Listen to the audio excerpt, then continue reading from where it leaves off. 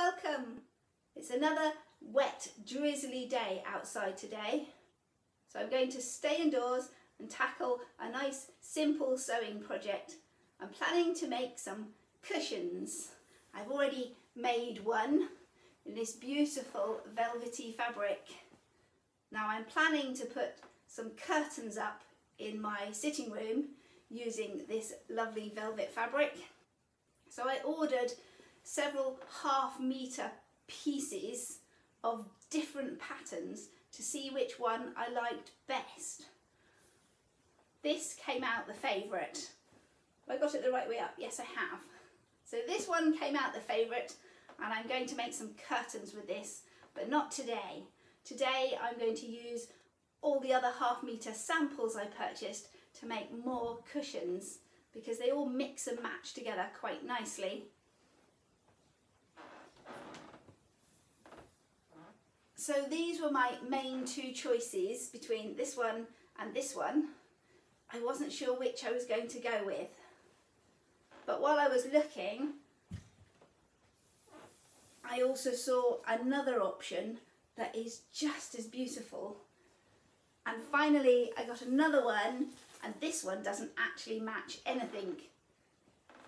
It was just such gorgeous colours. I couldn't resist a half-metre strip of it just to make a couple extra scatter cushions. I ordered a full width of fabric, 1.5 metres by 0.5 metre wide, so 50 centimetres. Purposefully so I would have enough to make some scatter cushions. Now I'm going to use this velvety fabric as the front of my cushions, but for the backing on my cushions I've got this fluffy furry material, and it was actually some small child-size fluffy blankets. I already had the dark green and it was a perfect match for my black and green patterned cushions. For the other materials I've got, I went onto eBay and bought myself similar blankets in both a tealy green and a pink. I'm not sure which one I want to use here, the pink or the green. Maybe I'll make one cushion with a pink backing and one with a green. Still haven't decided yet. The pink is a definite to go with this black flowers, and this teal is a definite must for this beautiful fabric that I just couldn't resist because it was so gorgeous. I've bought myself a few zips to go in my cushions and some cushion pads to stuff them with. So let's get cutting out some material and make some cushions. The back of these printed velvet fabrics is white, which makes life nice and easy to mark out my square for cutting. I've got just enough width of fabric to make 3 cushion fronts. I'm only going to sew up 2 from each material though, and leave 1 square as a spare piece of fabric. I've no idea what I'm going to do with it yet. Maybe I will make it into a cushion later.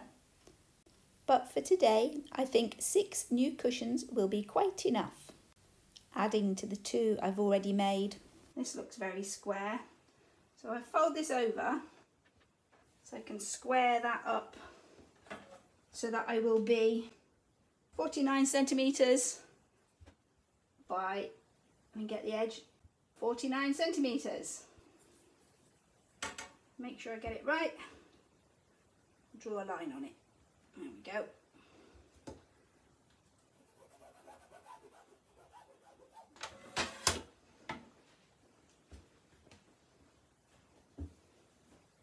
I'm also going to cut away this white unprinted strip along the selvage edge of the fabric. I did allow for it when I was making my measurements. Turn this over, where's my pencil mark? There it is. cut off the bit where I drew my pencil.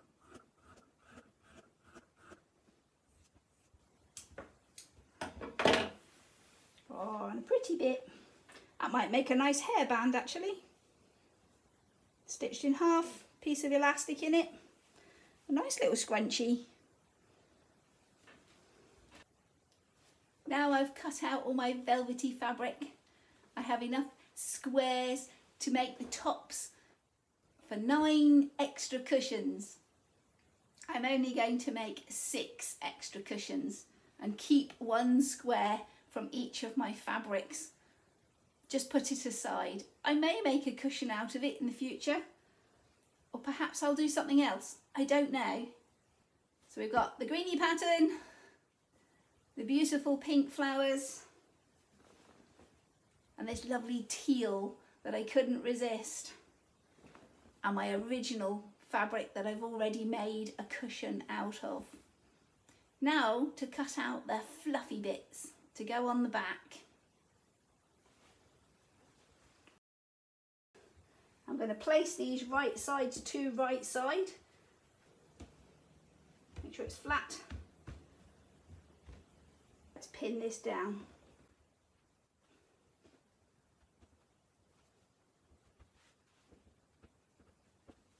Now it's all pinned on. It's just a case of cutting all the way around it. I've actually pinned my second tealy one on as well, just before I start getting bits of fluff everywhere. Get that out nice and flat again still. There we go.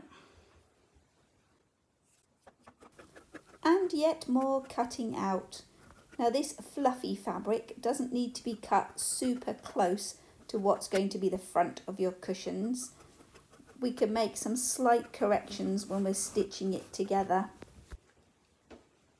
First one, all cut out. Bits of blue fluff everywhere.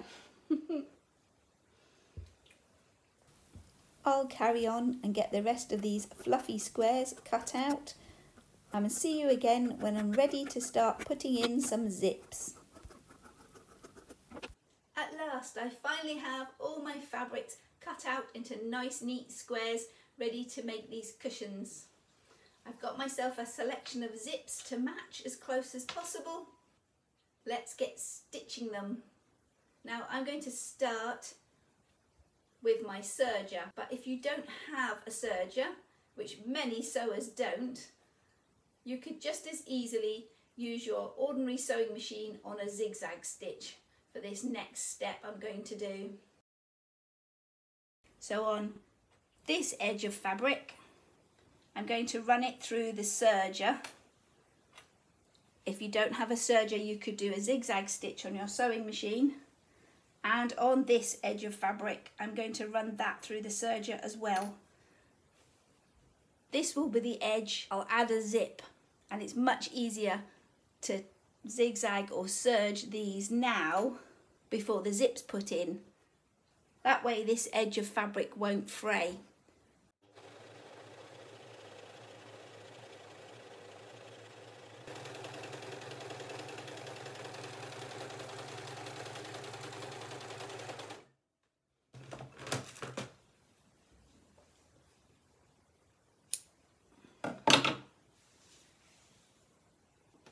Don't know which way up to put my velvet.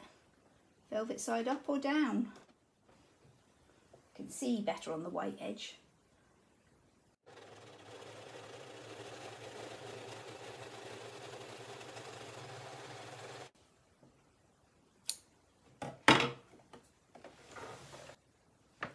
Next, I'll bring my 2 fabrics right side to right side and line up that edge I've just created. If I can match it up, there we go. And I'm actually going to pin along here. I'll just pop a clip in it for a moment.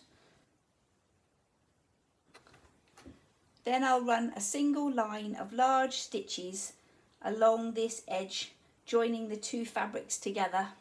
I'll use my standard sewing machine for that. I'm going to adjust the dial on my machine to its longest stitch. and my needle, rather than the centre of my foot, I'm going to move it as far to the left as I can. Take that first pin out, and here we go.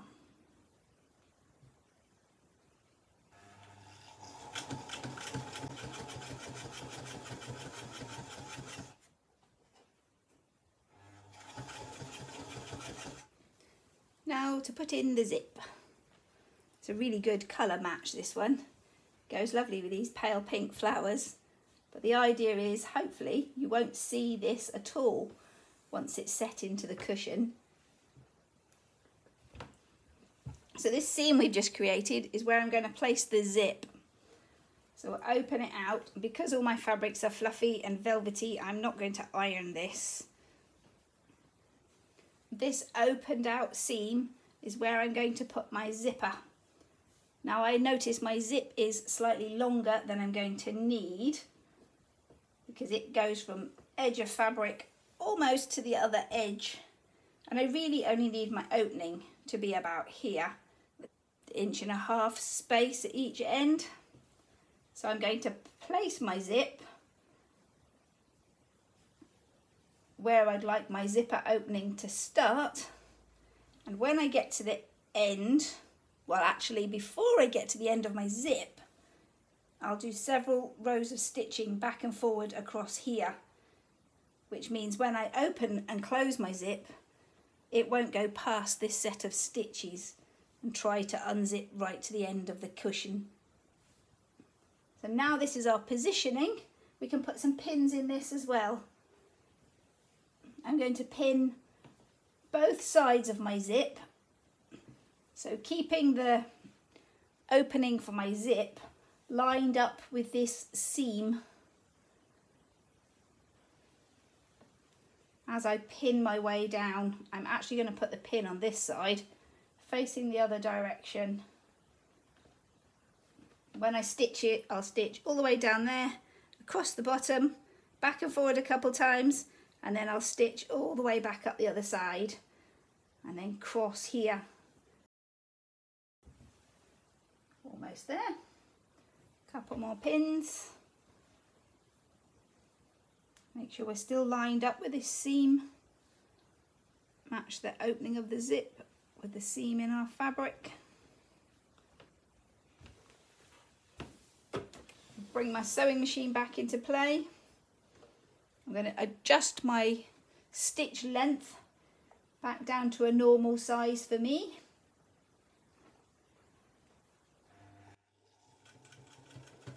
I'm starting at the top of the zip with a couple rows of stitches back and forward just to secure everything in place. Then lifting my sewing machine foot and turning my work around.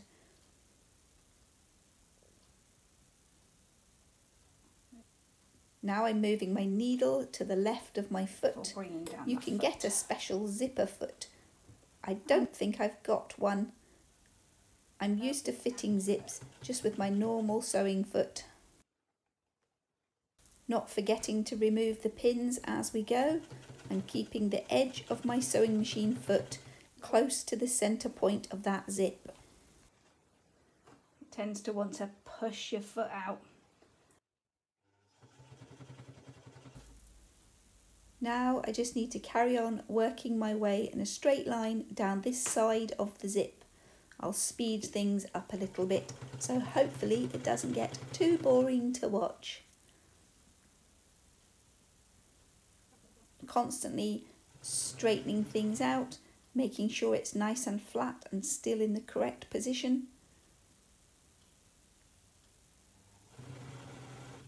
Once I get to the end, I'm going to lift my foot, turn my work around and do several stitches across that zip.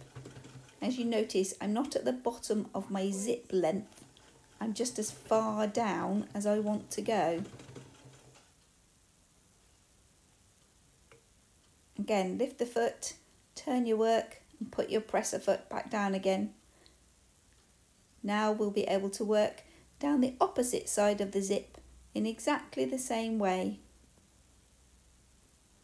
Taking out the pins and keeping the side edge of the foot close to the centre of that zip.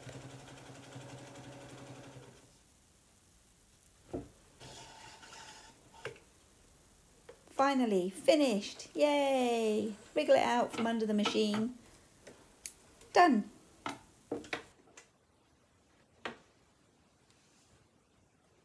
I'm actually going to cut off this end tail of zip because I don't want it hanging around inside my cushion.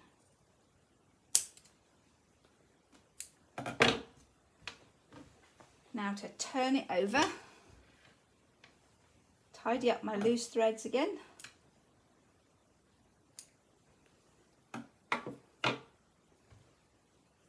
And with my seam ripper or quick pick, I'm looking to find that big stitch that I join these two bits of fabric together with so that I can take that out and I'll be able to access this zip and zip it. This could take me forever, especially in all this fluff. It's really hard to find it. I'm definitely picking my way along this line very gently rather than ripping right through it. I'm too nervous of slicing into my beautiful velvety fabric and having to do it all again. That should be enough to get hold of and pull.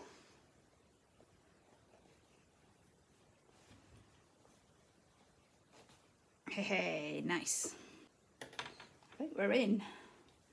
We should be. There we go.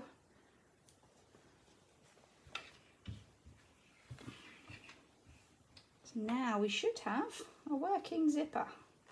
Zip. Open the pillow, cushion, and oh, which way would you want to go? This way. There we go. And zip.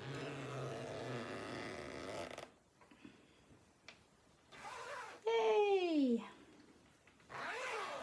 And all nicely concealed. You don't know it's there. With the zip all beautifully concealed in our two sides of cushion, I'm going to open it up maybe about 2 inches, just a little tiny gap here, and bring our two pieces of fabric right side to right side again. Give this a shake, there we go. I'm going to stitch my front and back of my cushion together using my serger. So 1 row of stitching along each edge to join the front and back of my cushion together will work perfectly for me. But if you're working on just a normal sewing machine, once you do your line of stitching joining your two pieces of fabric together, I would then go round it all again with a zigzag stitch just to seal off any edges from fraying. Pin this together and put it through the serger. We'll be done. All pinned together and into the serger we go. I love my serger. I've used it so much since I got it. I really like the sewing machine and wouldn't be without it, but the serger's a great addition.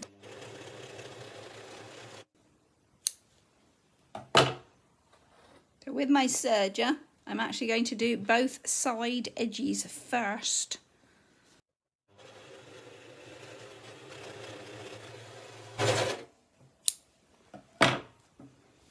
And finally, along the bottom.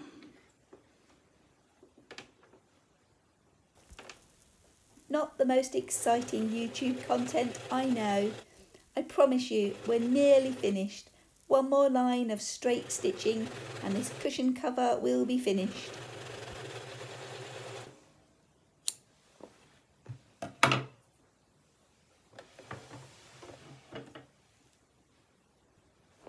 So there we have it. The inside of a new cushion. Get in this little tiny gap we left at the beginning, undo the zip, turn it the right way round.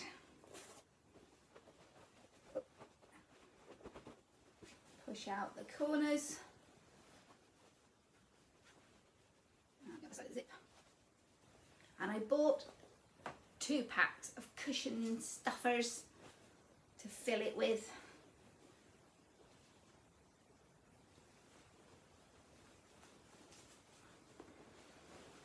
Now you could stuff it with anything you like. Old fabric scraps, offcuts of wool, the filler from an old tatty scruffy cushion that you don't like anymore.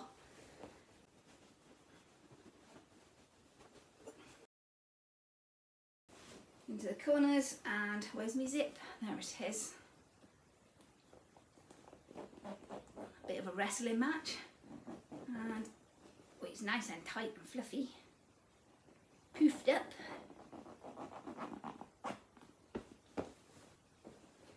Now that wrestling match is over, I have a nice new squishy cushion, beautiful pink flowers on the front, fluffy pink fabric on the back. It'll go very nicely with the one I'd already made, both different but similar. Now I've just got another 5 to do. So I'll see you when they're all stitched and stuffed. Hello again. Here it is the following day, and as you see, I'm sat amongst a sea of cushions. Oh, I've lost one. What I have found is, because I have 4 different patterns going on with my cushion prints, although they all go very nicely with the colour schemes within my house, things are a little bit busy if I have all of the patterns on one seating area. Thankfully, what's working very nicely for me is that I put the greeny turquoises together and the blacks together. It works really nicely. So I'm going to have my black ones in one room of the house. Here they look perfect on this charcoal coloured sofa. And my tealy turquoisey ones in this room of the house. Because of that, I think I will make my spare remnants of tealy turquoise fabric into cushions. The black, maybe not. The 4 are going to be enough in the smaller sitting room. I did also make 2 tiny little hairbands. Well, they're not that tiny. 2 little scrunchies. So I managed to put 2 little scrunchies together with my leftover scraps of fabric. Nice little extra hair tie. So 2 nice little extra hair ties.